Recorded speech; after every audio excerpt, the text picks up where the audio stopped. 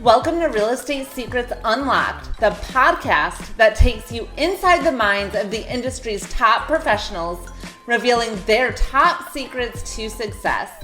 I'm your host, Danielle Damianov. Whether you're a seasoned pro or just starting out, get ready to learn the latest trends, strategies, and secrets that will help you succeed. Join us as we go beyond the basics and explore what it takes to make it in the world of real estate. So buckle up and get ready for a wild ride. This is Real Estate Secrets Unlocked. Hey everybody, it's Danielle Damianov and I am here today with Ashley Herrera. Thank you so much for being here. She is a fellow lender, but also a real estate investor.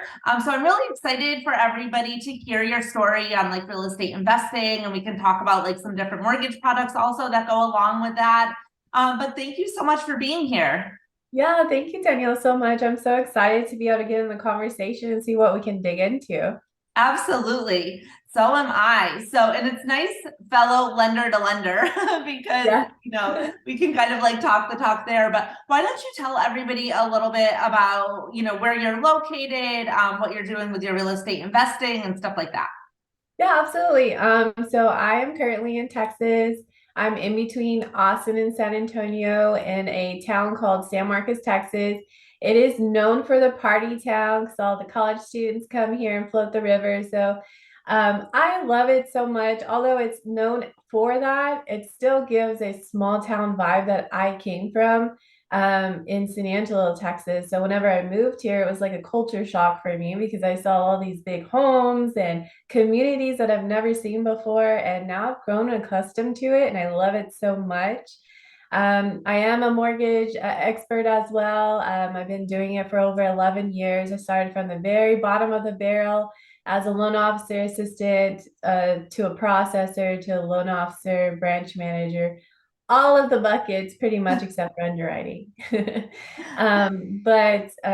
so my main focus right now is helping investors get into investment properties where a regular conventional loan where they have their limits and looking at debt to income ratio and all sorts of that, and making it easier for investors to be able to purchase more homes.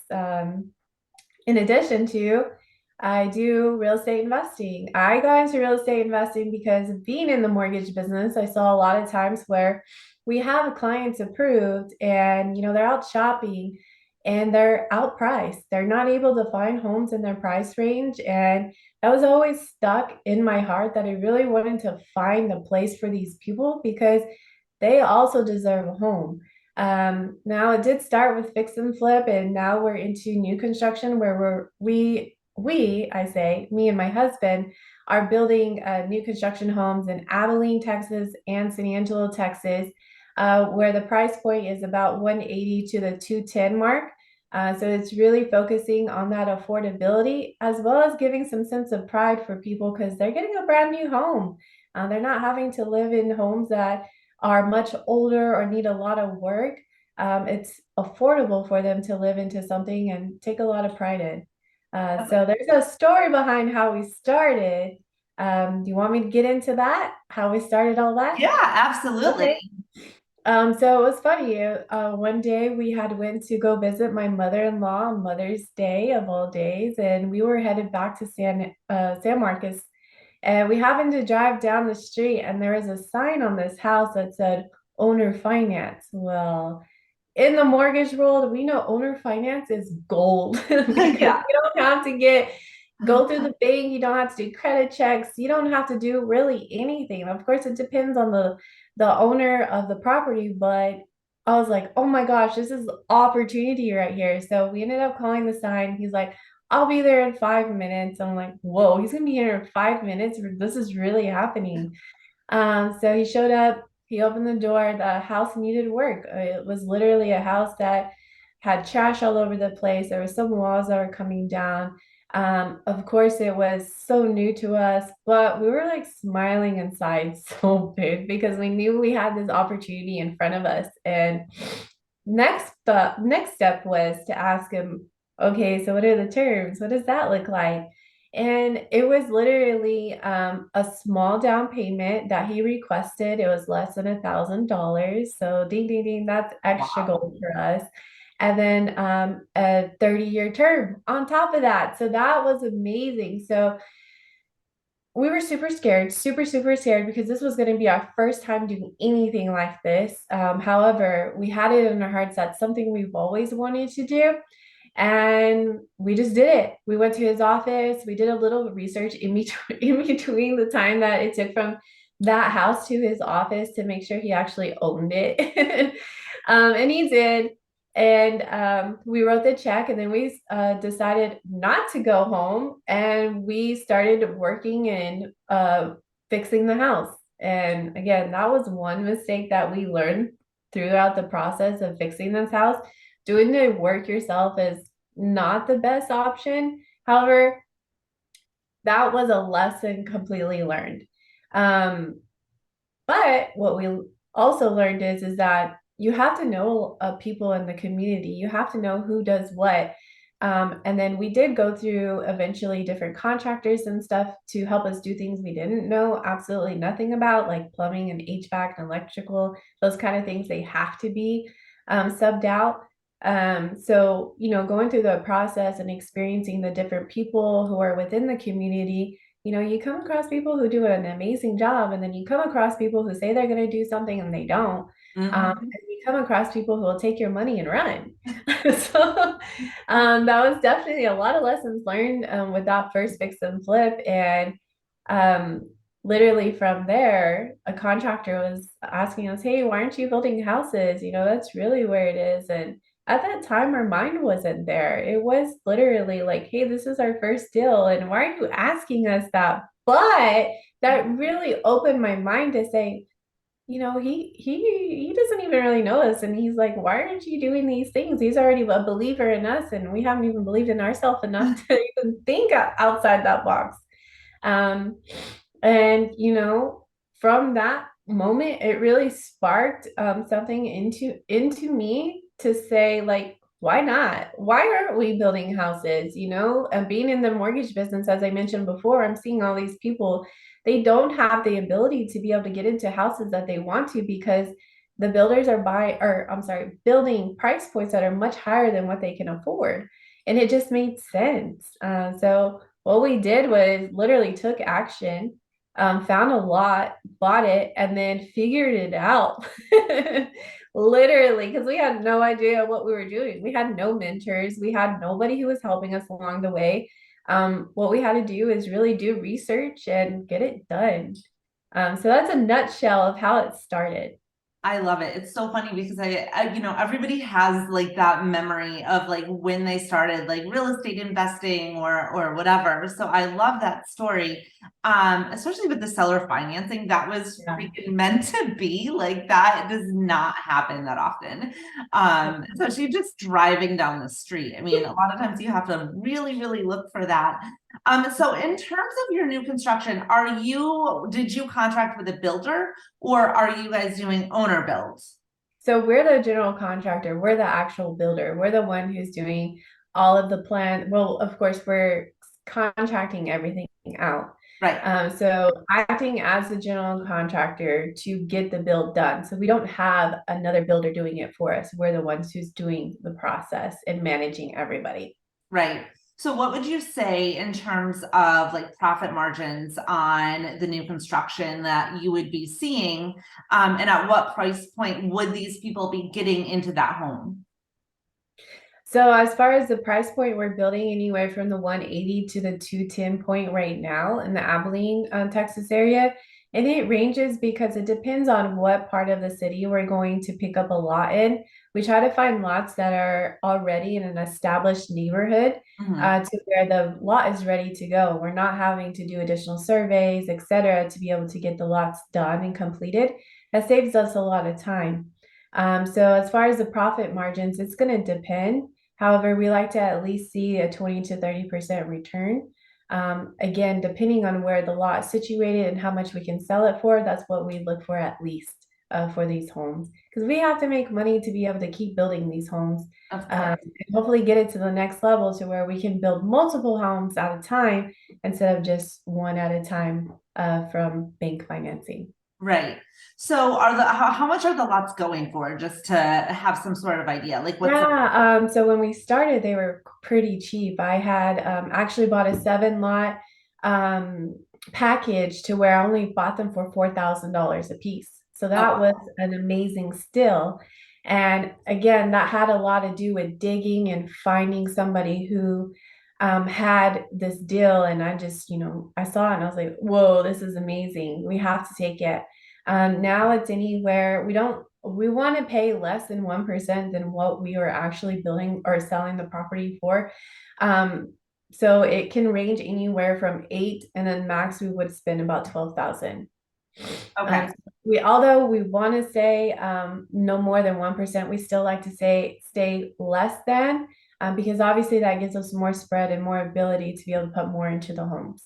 Right. Awesome. Yeah, and we were actually flipping lots about a year ago, and it's crazy how like the market changes with investing, because way back in the day before the crash, we were doing a lot of new construction as well, and then that kind of really dried up like in 2008, 9 and 10.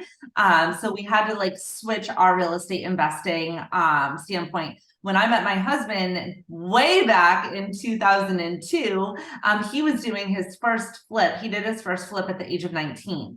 So, he's been in this business for a long time. We both have, and it's kind of like evolves, but we were flipping lots. So one idea for anybody that's out there that is wanting to, get into or wants to do new construction or even just buy lots and hold is going after tax liens.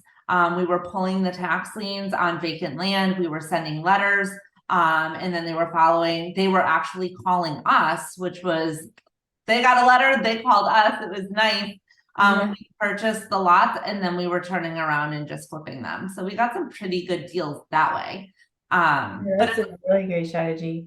it's all about the hunt, right? Like Yeah. figuring out the way you can get the best possible deal. So let's talk about like the financing of let's just say somebody wanted to buy that 7 package lot deal, but doesn't have, however much, $32,000, however much it actually cost you.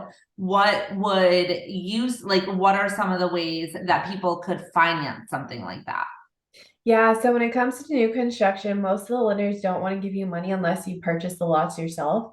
So you're going to have to be ready for something like that. Now, if you don't have cash, you can always come in with somebody else to help you. Maybe an investor, maybe some family members will help you be able to gather some money together to start purchasing these lots. Now, there are some lenders and banks, and I say banks because I go with the community banks because they're more apt to work with you because you're establishing something in their community, and that's what they're looking for. They want to lend to people who are helping their community, and they're more easier to work with versus going to like a big bank. Those big box banks that we always hear of, they're much harder to work with. However, when you establish a relationship, that banking relationship, it becomes stronger over time. Now, they may require you to pay for the land because they don't have that trust in you yet. And, you're starting that relationship. So maybe they start with one loan and they say, okay, you purchase the land and then we'll give you this portion of the after value of what the appraisal comes back in after you build the home, a certain percentage. And then it might even get to that point where, okay, you've done several with us, you've met your deadlines, this is how much you said you were going to spend, you didn't go over budget. Those are the things that they look at over time. And it might be that eventually they'll say, okay, we'll cover a portion of the land and as well as the cost of the build, and then you only pay this portion of the loan. So we're there now.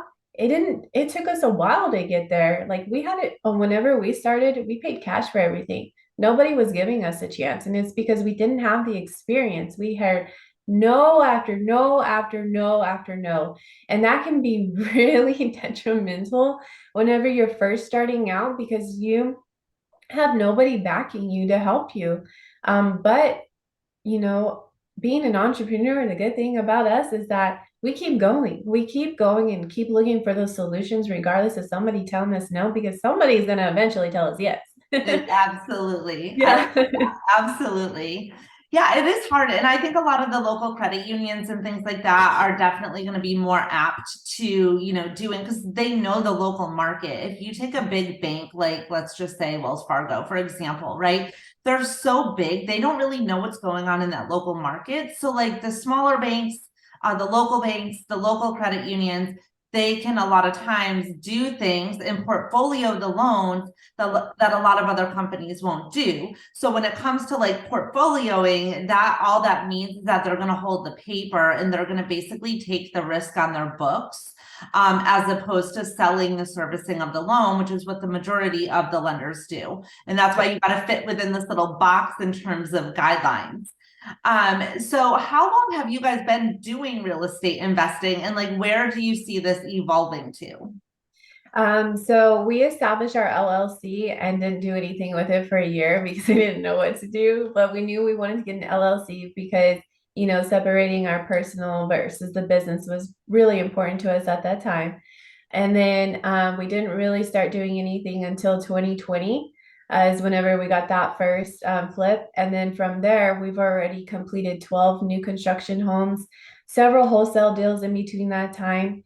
If the audience doesn't know what wholesale deals is, it's basically whenever, let's say, for example, you find a home and there's a big spread in it and you don't want to do the work, or you don't even have the cash to do the work or the experience to put your own mind to figure out how to fix a house, you can flip it basically to somebody else and they pay a fee to you or a spread on what that total spread is. So you can basically make some great money wholesaling as well. So you can start gaining that capital if you're trying to get to that next step of whether it's fix and flip or new construction or whatever it is that you want to do.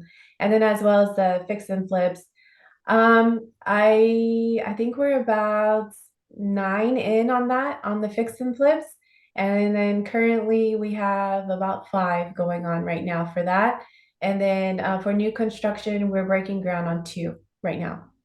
That's awesome. Yeah, we actually held off a little bit. Our market got so crazy and like the bidding wars and everything else that we got out of we didn't do a fix and flip in like, I want to say a year and a half. I sold one a year and a half ago and then that was it.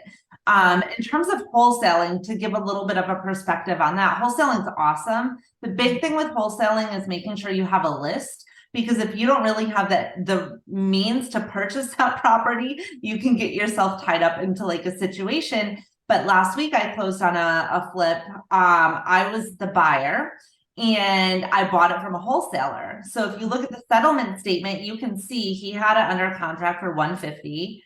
He made $20,000 off of the deal. He didn't do anything except sell it to me. So at closing, seller got 150, he got 20,000, I paid 170, right? But there was still, I mean, the home needs a ton of work, but there's still a good spread in the deal. But that's a way that, there's so many different ways with real estate investing that you can make money, and just kind of knowing all of the ways really helps you as well, because some deals are going to be good wholesale, especially if you have the end buyers. Some are going to be good, for those new construction homes. Some are going to be good, for fix and flips, all different, it really just depends.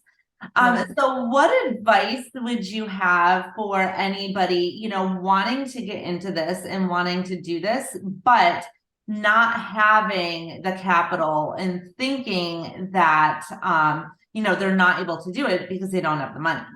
Yeah, absolutely. So most of the time when anybody starts and when they don't have capital is to keep your job for one. So if you have a job, please just reconsider keeping your job because you don't know how quickly or how long real estate will pick up for you. There's some people who are lucky and it's boom, it's ready. And some it could take months, years, and never hit. So number one, that. And then as far as capital, I would start with wholesaling if it were me. I was fortunate enough to be able to have my mortgage business behind me and kept my job. I still have it to be able to help bring in that capital and save that money. But wholesaling, like Danielle was saying, that got me $20,000 probably within maybe a couple of weeks of him obtaining the contract. Now, when it comes to wholesaling, you need to make sure that you understand numbers, that you understand what the buyer needs are. Everybody has a different need, and you need to find out what that is. You need to understand how much costs are. Although, yes, you're not going to be fixing the house, you need to understand that although what you think would be $5,000 to $10,000 in repairs could possibly like be 20 or 30 or even up to 60,000. So really get in the groove of understanding how much it really costs to be able to get a house fixed, because when you do and you find a buyer who you're able to give deals to, they're going to keep coming back to you. And it's because you've created that relationship to show them that you know what you're doing, you know your fees, or you know how much you charge for one, and then how much it costs for construction or fixing the property if needed, if that's what you're wholesaling. Um, but don't be afraid to go and find the buyers, because those buyers need you as a wholesaler to find them deals, because what they're doing and focusing on is managing, fixing the houses, again, finding more deals and all of that stuff. So you act as a middle person, and always be prepared for a home not selling, a contract not selling. So you need always to have a backup there. Always have somebody look at contracts that you write. Find a mentor to be able to help you with that. Sometimes people are free. Sometimes you can spend money with time with them. However, the good ones are going to charge you money, because time is money. Always remember that. Now, again, starting with wholesale can always get you to that next level of your other aspirations of probably getting rid of the job that you currently have and focusing just primarily on real estate. Now, you can make a lot of money, and don't spend your money too fast. That's Yeah. the other thing too. I have seen wholesalers, they can make somebody's salary in one deal, and it's amazing. But if you don't have good spending habits and you don't know how to control your finances, you can really put yourself in the same situation that you are in now. So that's something else that you'll need to get in line and in place for yourself to make sure that you have good, healthy spending habits, because you just become more of who you are even when you get more money. So just keep that in mind. 100%. One of the things that you said that actually really stood out with me, and just what I'm seeing a lot of right now, is knowing your numbers. It's crazy because I'm seeing so many like wholesalers come into our market because we got hit really bad with Hurricane Ian. And so Oh, we yeah. have so many homes that are like destroyed and just, Yeah. and that when I get the emails from them, so they're wholesalers from other areas, obviously getting these properties under contract, and their ARV, or like after repair value, is so insane that I'm like, it is not worth that amount of money. Like, it's crazy. But if you have an inexperienced buyer that doesn't really know what the market is, and they're just trying to get into this market because, yeah, it's a great market for investors, but you can also seriously get burned too.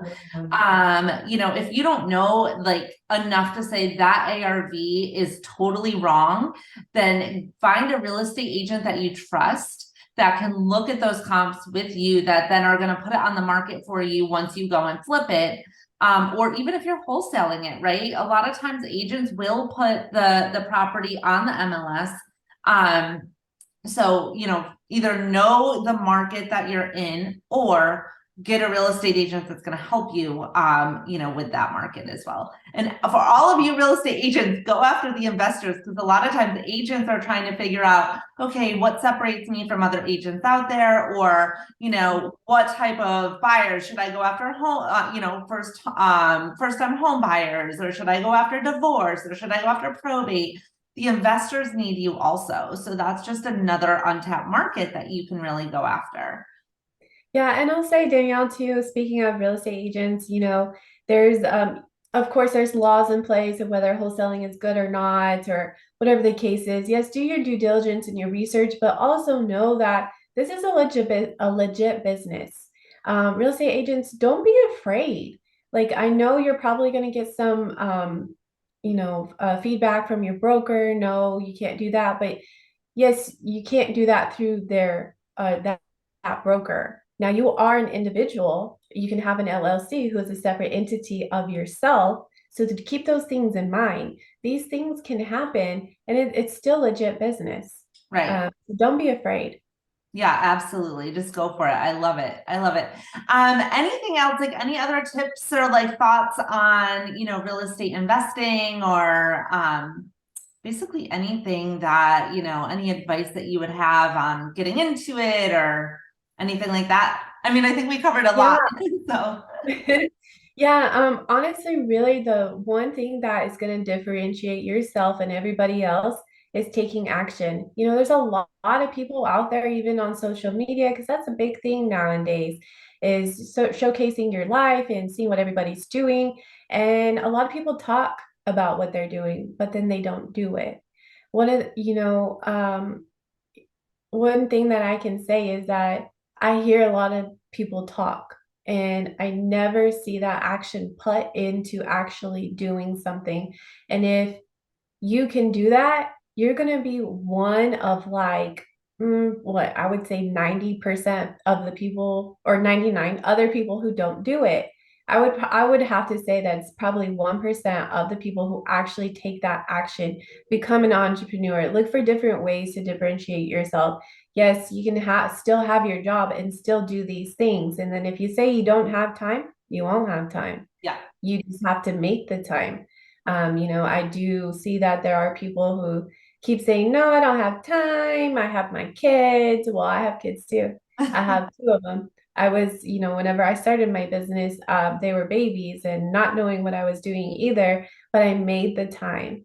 Whether that's in between feedings or at night when they're sleeping, you just have to put your mind to it and actually do it. Our mind is a very, very powerful thing. And once you get in tune with that and actually take that action, you're going to look back in a couple of months or a year or 3 years, 5 years and be like, wow, I am somebody and I have done everything I said I was going to do. And Yes. you can do it. Yeah. 100%, 100%. And always be learning, right? Always be learning. Yes, Like, absolutely. with between YouTube, anything I want to know, I go to YouTube and I just like watch and listen. And, so there's so many people out there that talk to you about investing, real estate investing with no money. Like you can literally just put that into YouTube and they'll tell you all of the different ways that you can do it. So wholesaling, fixing flip, new construction, whatever, tax liens, whatever it is, there's a million different, different ways to invest. So if you're wanting to invest, always be, learning, going on YouTube, reading books, listening to Audible, getting involved in masterminds, networking with people like in your local RIAs. There's a lot of, I'm sure in Texas, you have real estate investment associations. We have a ton of them in Florida. So there's a lot of different places that you can go to get the help. But anyways, you had such great advice. So thank you so much. I loved hearing your story and how you got started with that first seller finance deal who really lit the fire for you to kind of like propel you into real estate investing. And don't quit your day job because you and I are doing the same thing when it comes to real estate investing, side hustle, and we're both in mortgage. So you can do it all with 2 kids because I have 2 kids also. And you can do whatever you put your mind to. So I really appreciate you being here. Yeah, thank you so much, Danielle. It was a great conversation. Yeah, thank you. And then all of your info is in here in the video. So if anybody wants to reach out and has any questions about real estate investing in Texas, they can certainly reach out to you. So I appreciate it. Thank you so much. Thanks. Bye. Bye.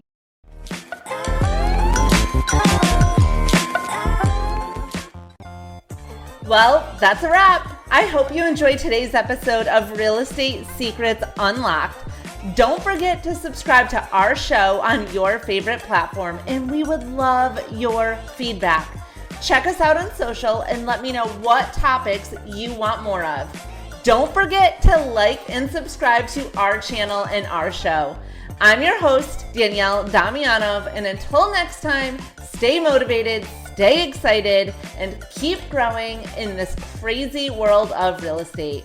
Thanks for listening to Real Estate Secrets Unlocked.